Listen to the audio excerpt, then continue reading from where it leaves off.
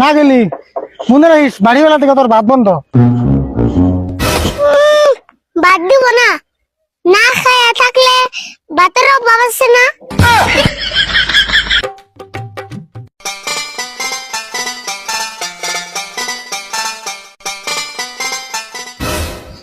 আরিফুল কি করাস?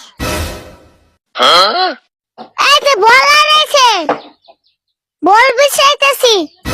খায়া তোর কাম নাই, সারাদিন খালি বল নিয়ে থাকস না। এলে শুনে যা।